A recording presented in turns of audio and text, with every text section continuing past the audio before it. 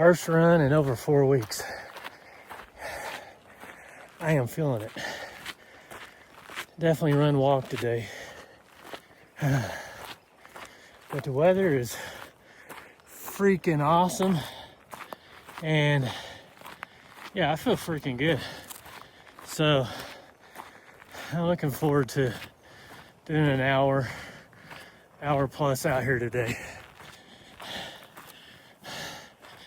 Who couldn't enjoy this?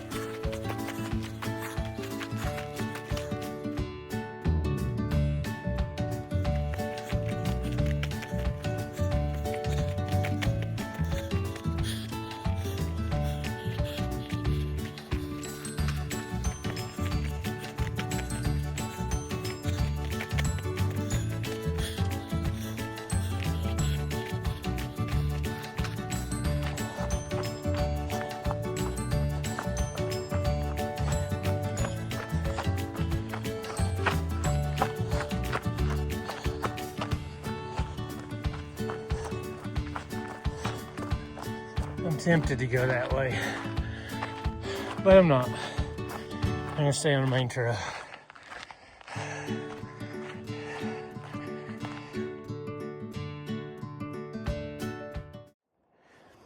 So just a month, maybe 5 weeks ago, before I had a bone graft procedure, I had gotten conditioned good enough to be able to run to the top of Mount Herman Road.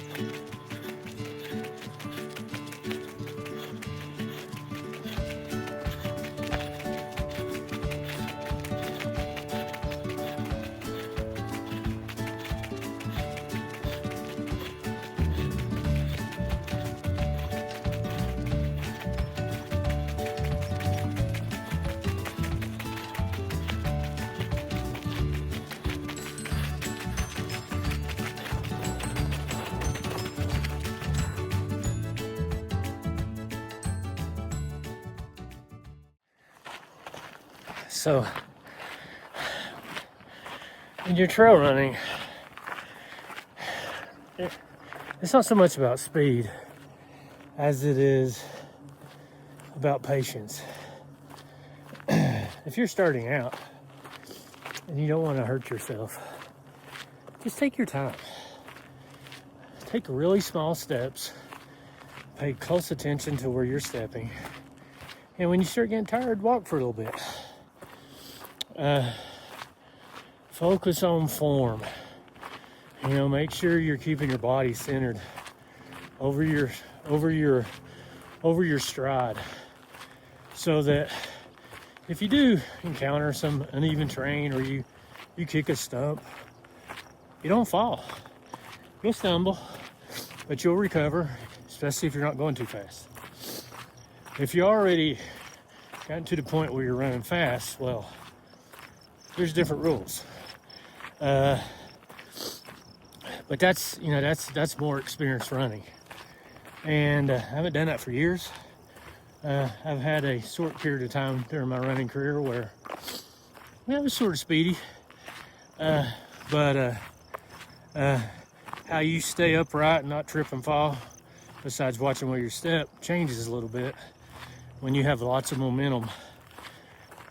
You have to sort of learn the flow or the trail. Future conversation. So, but yeah, yeah, I hope you guys are enjoying the little bit of content I'm giving you today and sharing with you.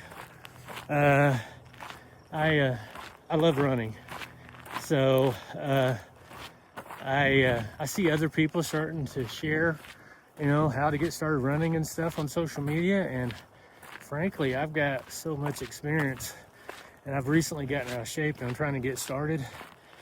I think I'd like to share my journey with y'all. So yeah, come along, listen in if this is interesting. I do have some nuggets on ultra running and trail running that, if you're getting into the sport, that may be useful for you. So yeah, thanks. I gotta get going, finish my run a little bit.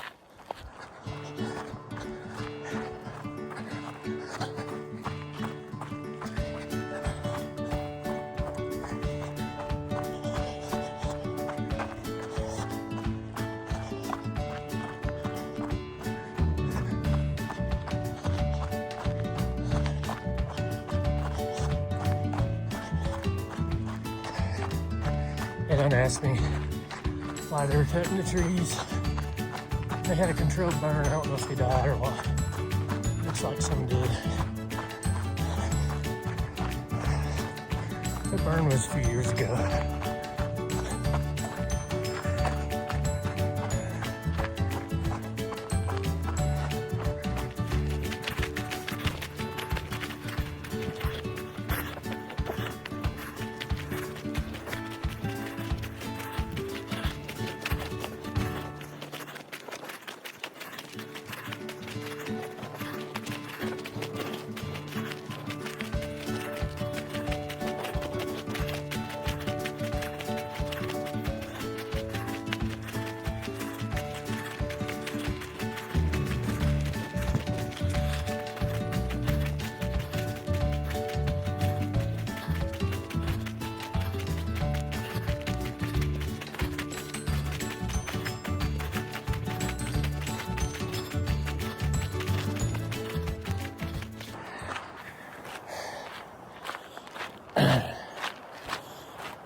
So walking a little bit here, had a nice little stretch. Didn't run a whole lot, but as I emphasized earlier, first run and in 4 weeks, I'm feeling it. So what does that mean, feeling it? Well, in my case, I got a whole bunch of fat that itches, and it always happens after having a week or two off. I'm a little bit more winded than typical.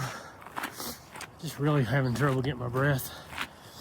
I'm not really sure where I'm at hydration-wise because I haven't been running. So that's a problem. So I gotta walk, sort of kind of let my body sort of normalize a little bit, because I don't want to run into the red, get dehydrated. I do have water with me, so in my pack. So yeah, I'll talk a little bit more about that later. And I'll also talk a little bit about the gear. I try to always carry with me, especially being here in Colorado. Obviously the gear is different, like Alabama, where I've been living for the last 15 years.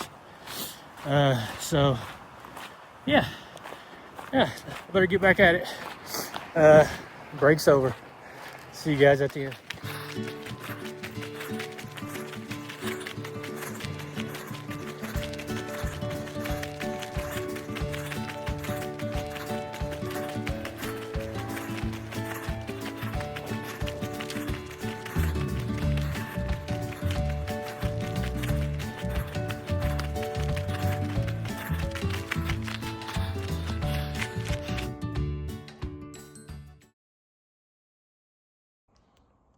Okay, I'm finished with my run. I was going to show you what I wore during the run. So I always wear a buff because it helps me wipe off sweat, or if I got a runny nose or something, I got a place to wipe it. I'm balding on top, so I always wear some kind of hat, protect the top of my head. I do apply sunscreen to the back of my neck, tops of my hands, stuff like that. if it's sunny out, obviously you got sunglasses on, and I always listen to music. So, and shocks is probably the best thing to wear when listening to music. As far as gear that I carry in my pack, so I got a couple of different types of packs. This Solomon is one of my favorite. It just breathes really well. I don't sweat as much. I always have some kind of water bottle.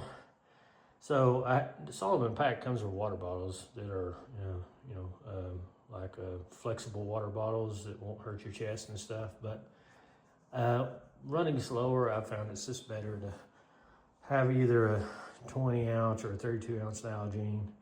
Always have an extra buff. Always have some kind of windbreaker. This is a super thin Patagonia windbreaker. And then I have dew glots. So, usually some electrolytes, some pain meds. So you just never know. And then these greens package back here, that's called Sport Shield, and that's in case I start chafing or something. So, and then sometimes I'll have, if I'm in an area with a lot of bugs, I'll have some sort of wipe. It is a bug, a bug spray type thing. So, so that's pretty much what I always carry with me. So when trail running, if you get a scratch like this, I think I bumped into a rock making a quick turn, and that's a big deal. Trail running's not for you. Go ahead and just quit right now, call it a day, get back on the roads. The reality is, I always finish trail run with some sort of small. I always finish trail run with some sort of small scuff, scratch, something. Sometimes there's blood, sometimes there's not. That's just trail running. I mean, don't break bones. You can break bones if you're not careful, but running through trails with brush or undergrowth on the sides, you're going to get scratched up. If you're not paying attention, you accidentally kick a rock or something, stub your toe, lose toenails, stuff like that. This is just the way it works. I mean, that's trail running. And if that's a big deal to you and prevents you from going out, say, the next day or next couple of days, I'd stay on the roads.